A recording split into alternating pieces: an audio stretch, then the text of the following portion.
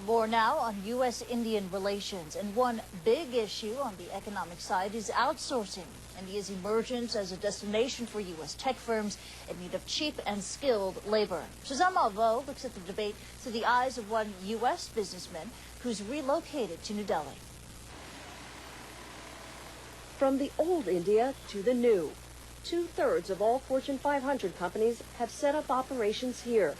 A unique corner office view for 36-year-old American Michael Jansen, whose design company is headquartered in Chicago but operated out of New Delhi. Started our business in the third bedroom of my apartment 6 years ago. Aside from myself, they're all Indian. There are 200 employees here, most under 30. In this company, we make drawings. For the Trump Tower in Vegas, the MGM Hotel, and the Shermal in Shanghai. Architecture and engineering firms from around the world contract out Jansen's studio to provide designs for offices, hotels, and even animation. Operating out of India, Jansen says, cuts his clients' production costs by 60%.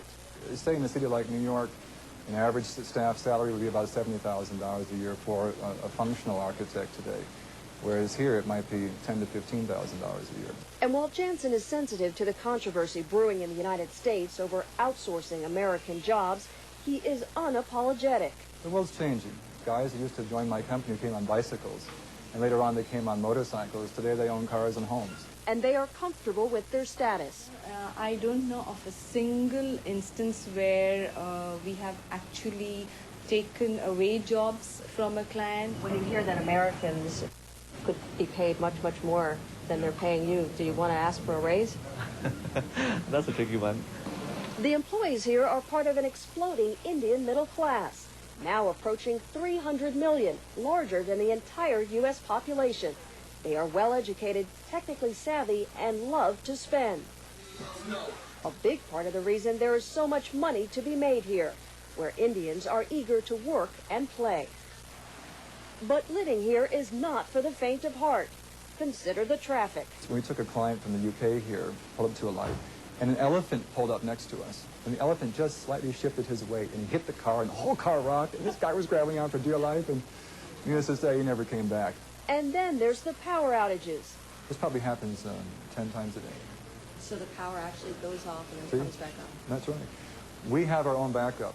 Even for Jansen, who's recently become a father of 3 and made his home India, the payoff from outsourcing may not be enough to stay. I'm not quite sure yet that the Indian cities have become as livable as we would like them to be. But India is the world's largest democracy, and in a dozen years is expected to be the fastest growing economy, clearly a force to be reckoned with. President Bush comes here hoping to turn around the $10 billion trade deficit the U.S. has with this country, and at the same time reassure Americans that their jobs are not going overseas. Suzanne Malvo, CNN, New Delhi, India. Well,